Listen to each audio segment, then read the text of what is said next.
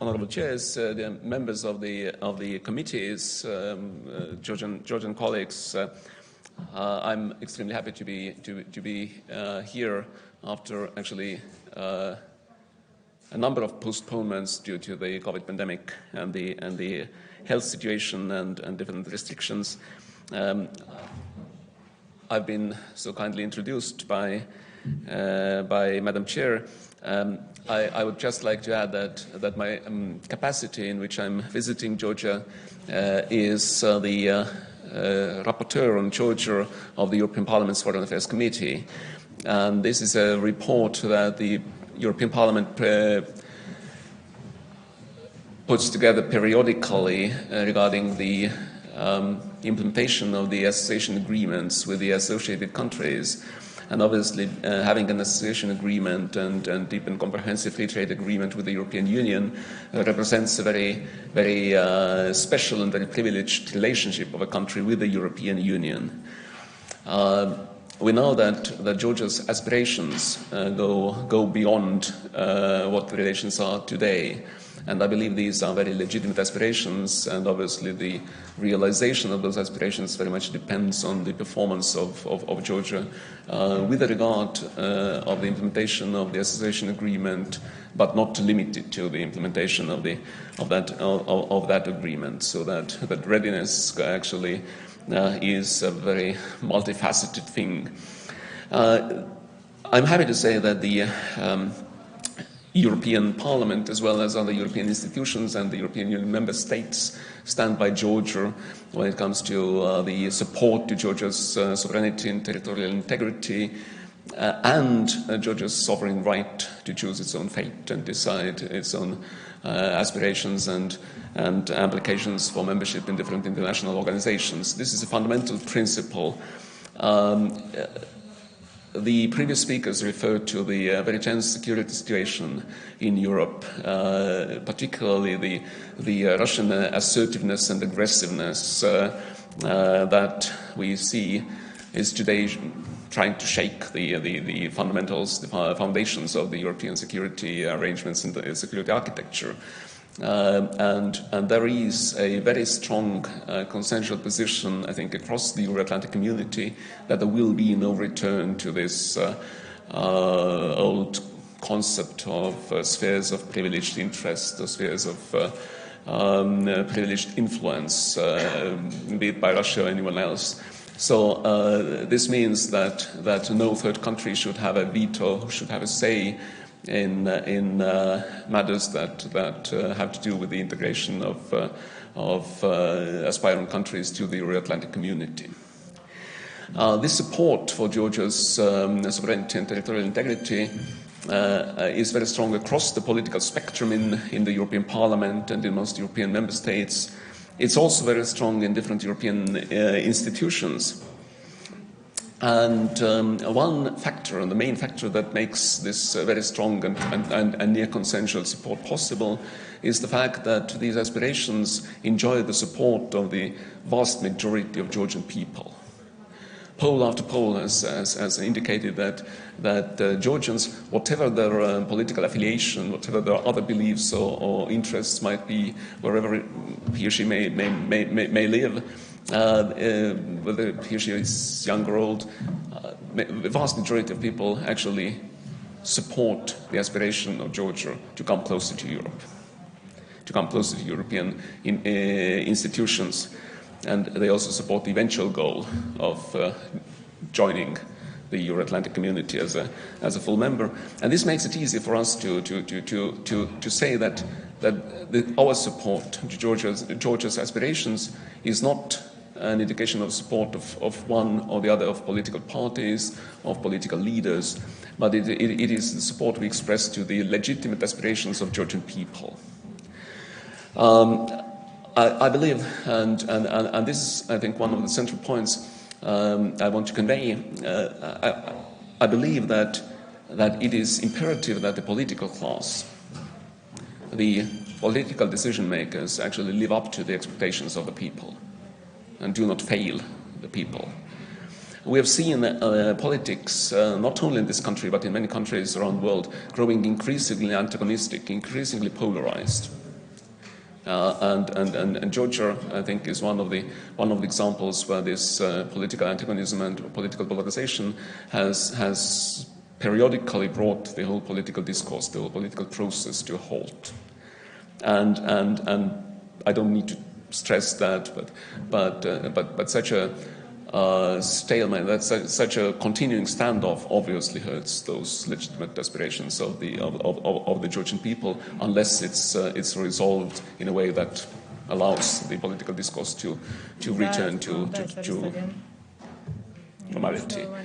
The European Union has offered its assistance, has offered its help when it's needed. Obviously, it's for Georgians to resolve the issues and challenges that Georgia is faced with, but the European Union is ready to help to facilitate. I think this has been demonstrated by our representatives, our delegation here in the country, but also by the agreement that was mediated and facilitated by the President of the European Council. We have offered as the European Parliament the instrument that we have at our disposal around the dialogue, and this offer continues to be open to be taken up if and when Georgia feels that this might be of help and assistance. Also, obviously, the implementation of the association agreement does not only have to do with the political fights or political differences and standoffs in the parliament or outside the parliament. It is primarily focused on the everyday concerns of ordinary people, and we know from also poll indicates that the employment, the social welfare, these are things that concern most of the people, and these are actually the broad goal of the association agreement, the improvement of the lot of the people, the improvement of business climate, the improvement of employment opportunities, the improvement of social welfare. These are at the center of the implementation of the association agreement, and the implementation obviously involves a lot of legislative work. We have seen significant progress in some areas. We know that there are important areas where a lot more work has to be done, and legislative work is important, but the implementation, obviously, and this is primarily the responsibility of the executive branch. ხელისუფლების პასუხისმგებლობა უმთავრესად და შემიძლია ვთქვა და დარწმუნებული ვარ რომ თქვენ იცით რომ ზოგადად კავშირი და პარლამენტი მხარს უჭერს რა თქმა უნდა განხორციელების პროცესებს არა მხოლოდ მორალურად არამედ ხელშესახები გზებით და ეს რეფორმები ჩვენთვის ძალიან მნიშვნელოვანია. რა თქმა უნდა, გამოწვევები არის მრავალწახნაგოვანი და არ არის მხოლოდ ეს ტექნიკური სამუშაო, რაც არის შესასრულებელი. არის ასევე სხვადასხვა მნიშვნელოვანი პრინციპი, რომელიც და პირობა, სტანდარტი, რომელიც უნდა შესრულდეს იმისათვის, რომ იყოს კვალიფიცირებული შემდეგი ნაბიჯებისთვის, ინტეგრაციის, შემდეგი ნაბიჯებისთვის ევროპულ ინსტიტუციებთან და მათ შორის გახლავთ სტანდარტები, რომლებიც არის დაკავშირებული კანონის უზენაესობასთან, დამოუკიდებლობასთან, ინსტიტუციების,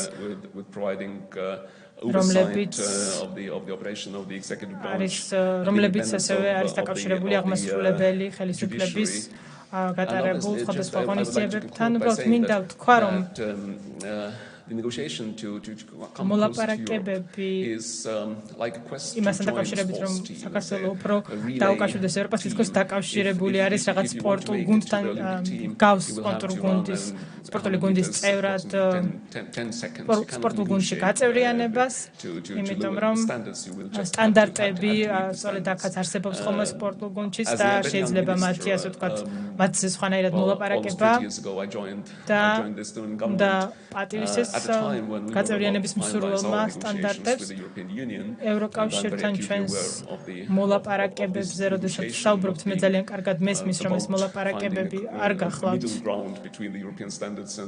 რაღაცნაირად შუალედური სტანდარტების მოძებნა, ხომ? ევროპულ სტანდარტებსა და ქვეყნის სტანდარტებს შორის, რა თქმა უნდა, ზოგადად მიზანი არის, რომ ქვეყანა დააკმაყოფილოს აი ეს ევროპული სტანდარტები.